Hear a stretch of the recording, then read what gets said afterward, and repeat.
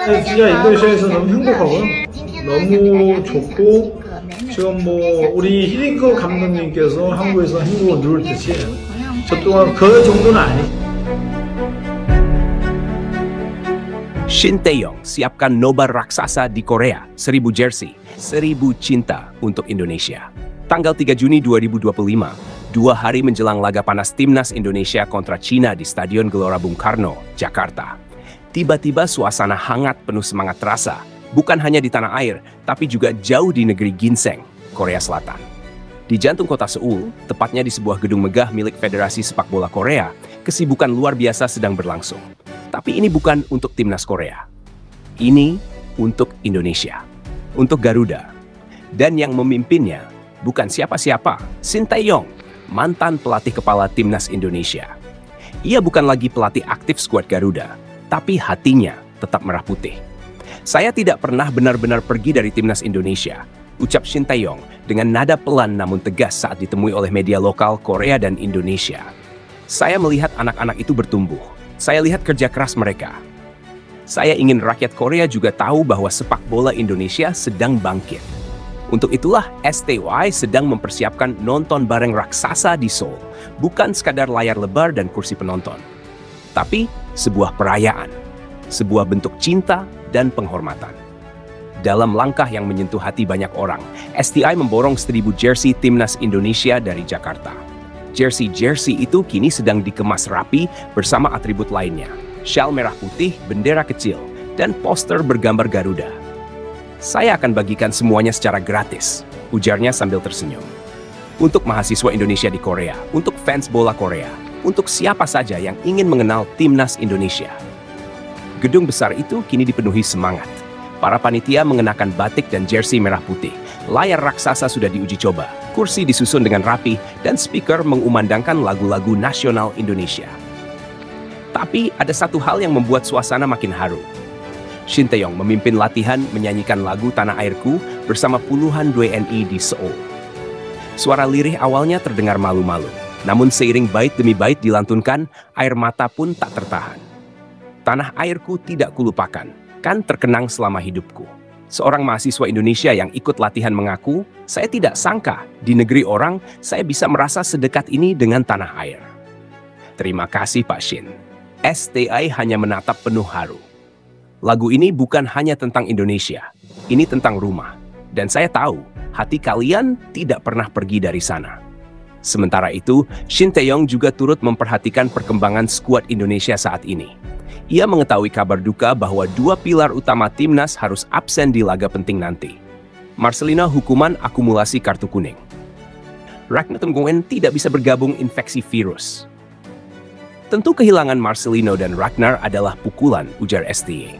Tapi, saya tahu pelatih Patrick Kluivert punya opsi yang tajam. Menurut ST Romani tetap akan menjadi tumpuan utama lini depan.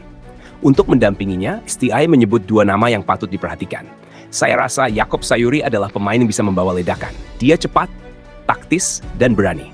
Lalu ada Rafael Struijk, anak muda yang saya kenal sejak awal. Dia tak pernah takut mengambil keputusan besar di kotak penalti. Dengan Trisula, Romani, Jakob, dan Struijk, ST yakin Indonesia masih sangat berbahaya bagi pertahanan Cina. Saya melihat keyakinan itu. Tim ini tidak gentar. Mereka ingin membuktikan bahwa mereka layak ada di Piala Dunia. Kembali di Seoul, persiapan terus berjalan. Ruangan nobar hampir siap. Banner besar bertuliskan SAT, S Garuda from Jakarta to Seoul, terbentang di dinding utama. Relawan-relawan muda sibuk membungkus jersey dan membagikannya ke kampus-kampus. Media Korea pun mulai melirik. Kenapa Anda lakukan semua ini untuk Indonesia? Tanya seorang reporter lokal Korea. STY menjawab sambil memandang keluar jendela. Karena mereka percaya pada saya ketika banyak yang meragukan. Sekarang, giliran saya percaya pada mereka. Tanggal 5 Juni 2025 malam akan menjadi malam besar untuk Indonesia. Tapi hari ini, tanggal 3 Juni, adalah bukti bahwa cinta pada sebuah bangsa bisa melampaui jarak, melampaui tugas, dan bahkan melampaui profesi. Shin Tae-yong tidak lagi melatih Garuda, tapi hatinya tetap terbang bersama mereka. Dan di Seoul, di bawah langit Korea yang mulai memerah di musim panas, seorang pria Korea mempersiapkan malam untuk Indonesia. Sebuah nobar, sebuah harapan, sebuah bentuk cinta. Tanah airku, Indonesia. Di setiap lembar jersey yang dibagikan, di setiap bait lagu yang dinyanyikan, di setiap langkah kaki yang tak pernah benar-benar pergi. Shin Tae-yong menunjukkan bahwa sekali mencintai Indonesia, selamanya akan tetap merah putih. Esther Yu datang ke Indonesia. Artis cantik Cina tersentuh jelang laga panas timnas di GBK. 3 Juni 2025. Sebuah pesawat mendarat di Bandara Soekarno-Hatta, Jakarta. Langit mendung menyambut hari. Namun senyum hangat seorang wanita muda dari Tiongkok justru mengubah suasana pagi itu menjadi cerah. Dia adalah Esther Yu, artis cantik dan populer dari Cina, yang untuk pertama kalinya menginjakkan kaki di Indonesia. Tapi kali ini, dia datang bukan untuk syuting drama, bukan untuk menghadiri festival film, melainkan untuk menyaksikan langsung pertandingan Timnas Indonesia vs China. Leg kedua putaran ketiga kualifikasi Piala Dunia 2026 zona Asia. Ketika ditanya oleh media lokal, kenapa ia datang jauh-jauh ke Indonesia hanya untuk menonton sepak bola, Esther menjawab pelan. Saya ingin melihat sendiri seperti apa semangat rakyat Indonesia saat mendukung tim nasional mereka. Katanya, GBK bisa membuat orang menangis. Sejak tiba di Jakarta, Esther sudah disambut oleh kehangatan luar biasa. Para fans menyapa dengan sopan, menawarkan bunga, bahkan menyanyikan potongan lagu-lagu daerah. Kalian sangat ramah. Saya merasa bukan sebagai turis, tapi seperti tamu keluarga, ujarnya sambil tersenyum haru. Hari ini, Esther diajak mengunjungi sekitaran Stadion GBK. Lokasi megah yang akan menjadi saksi pertandingan penuh gengsi tanggal 5 Juni nanti. Saat melihat tribun dan lapangan yang masih kosong, Esther berdiri diam cukup lama. Ia membayangkan suara gemuruh puluhan ribu supporter Indonesia yang katanya bisa membuat tanah bergetar. Saya belum pernah menyaksikan supporter yang menyanyi serempak dalam jumlah besar. Tapi saya dengar orang Indonesia tak hanya bernyanyi, mereka menyatukan jiwa.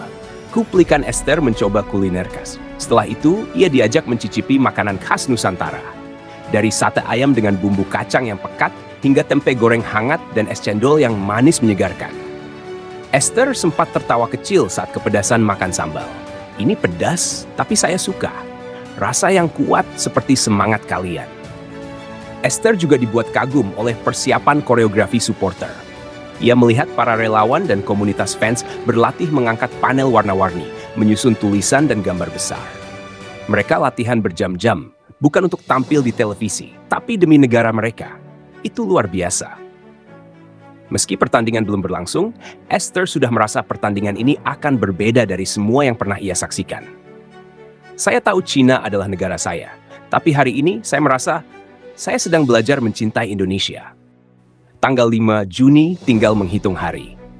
Esther Yu sudah tak sabar menyaksikan langsung bagaimana rakyat Indonesia menyatu dalam nyanyian dan semangat nasionalisme. Saya tidak tahu siapa yang akan menang.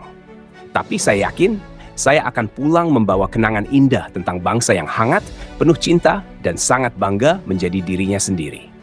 Esther Yu datang ke Indonesia sebagai bintang dari negeri jauh, namun dalam 2 hari ke depan, bisa jadi dia akan menjadi saksi bahwa stadion bukan hanya tempat bertanding, tetapi juga tempat di mana hati-hati manusia saling mengenal, dan perbedaan berubah menjadi penghormatan. Selamat datang Esther Yu, di negeri kami yang sederhana, tapi penuh jiwa.